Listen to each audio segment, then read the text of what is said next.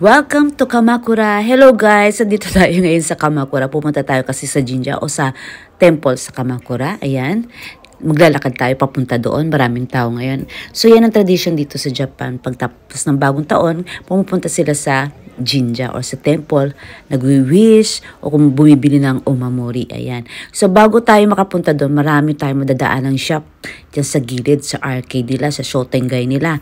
Meron maraming, ayan, yung mga matcha. Ang sarap ng mga matcha, pero hindi muna tayo mabibili. Pasukin muna natin. Kasi mamaya hindi na natin siya madaan hanggat meron pa siyang pwede pa natin pasukin, wala pa masyadong tao. Ayan ang mga matcha dito sa Kamakura. Pure na matcha yan, masarap yan. Mas ganda rin naman ang presyo niya, pero talagang yan ang binibili dito na matcha. Ayan. So, ang dami nilang klase. Iba't ibang klase. May cake, meron talagang matcha lang. May mochi matcha, merong, yan, soft cream matcha. Di ba? Hindi tayo makakain ngayon kasi kailangan pa tayo maglakad papunta sa Jinja. So, hindi natin habang naglalakad tayo kumakain, hindi tayo pwedeng ganon. Sabay ganon. Hindi natin pwedeng habang naglalakad ay kakain tayo ng matcha na ice cream o soft cream. So, ayan, pinakita ko lang sa inyo na merong matcha shop dito sa Kamakura. Talagang as in matcha. Yung mga matcha lovers dyan. Ayan. So,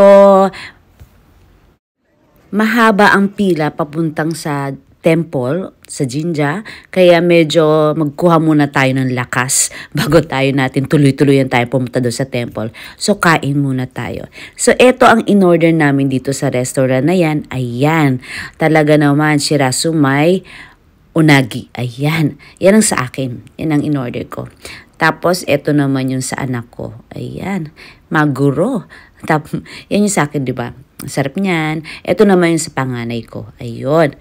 So, balik ulit tayo, lakad ulit tayo. Ayan, maraming mga ganyan, mga Japanese umiyage or present mo, bibili ka rito, tapos pasalubong mo sa mga close friends mo, kaya sa mga kamag-anak mo. Ayan, marami yan dito sa Kamakura.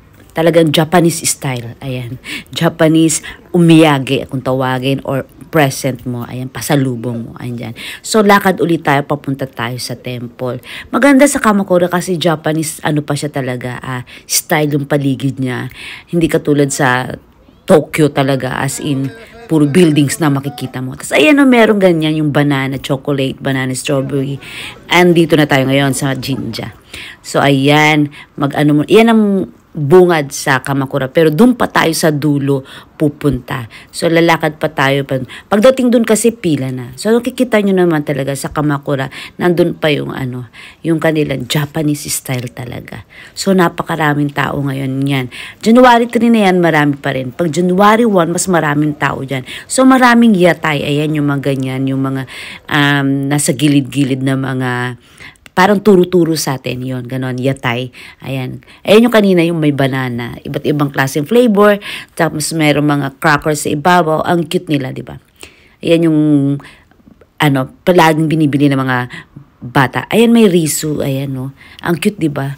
So, meron din tinatawag na Daruma Dal. Diyan, makakabil ka rin sa malapit sa temple. Ang ibig sabihin niyang red dal na yan, red Daruma Dal na yan, is for luck for business. Ayan, success, fortune, ganon. So, may monitor sila bago makapunta dun sa mismong temple doon. Doon ka magwi-wish. Ayan. Kaya lang, hindi pwedeng kumuha ng picture dun sa may temple na mismo.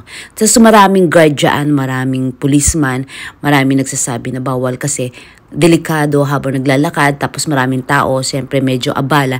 Kaya pag nandun ka na, bawal na. So, hindi tayo makakakuha ng picture mismo doon. So, andito na tayo sa labas. Ito yung mga lucky charm na pwede mong bilhin sa tabi ng temple. May omikoji din dyan, yung pagka magluhul ka ng 100 yen, tapos kukuha mo yung papel, tapos andun yung parang uranay o hula sa'yo sa taon na ito, ayaw mga ganon. Kasi yan yung mga gusto mag-wish, o yan, sinasabi dyan, mag-wish dyan sa gusto nilang mangyari sa kanila, ganon, gusto nilang maging successful ang business, magkaroon ng love, ayan, ng lover, ganon. Doon, yun, pwede dyan mag-wish, ayun. So, ayan na siya, gabi na, inabot na tayo talaga ng gabi. Maganda ang temple ng Kamakura. Talagang dinadayo to. Lalo na yung mga taga-Tokyo kasi ito yung pinakamalapit na maganda at saka talagang malaking temple sa malapit sa Tokyo. Ayan. So ayan, tapos na tayong mag-wish. Ayan. Tapos na tayong mag-onigay sa temple. Paglabas natin o pagbaba natin sa temple, ayan, maraming yatay o turo-turo. Yan ang masarap, yan jagabata. Potato yan, galing sa Hokkaido na may malaking butter talaga. Ayan, maraming butter. Ayan. Tapos sa labas ng Kamakura, ayan na, medyo gabi na. Ayan, pero maganda yan. Maganda ang temple sa Kamakura at saka maganda ang paligid niya.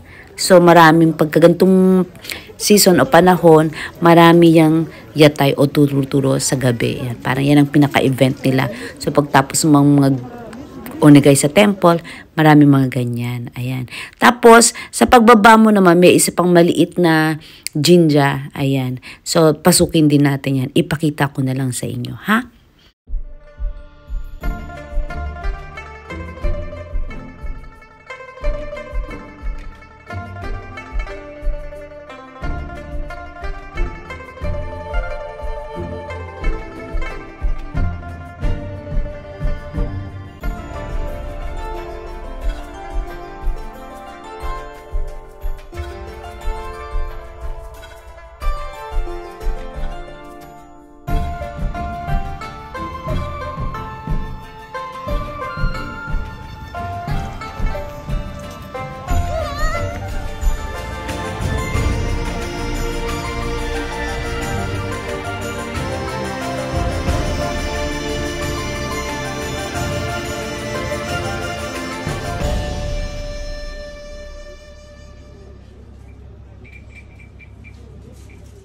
So, ayan guys, ang paglalakbay natin sa Kamakura.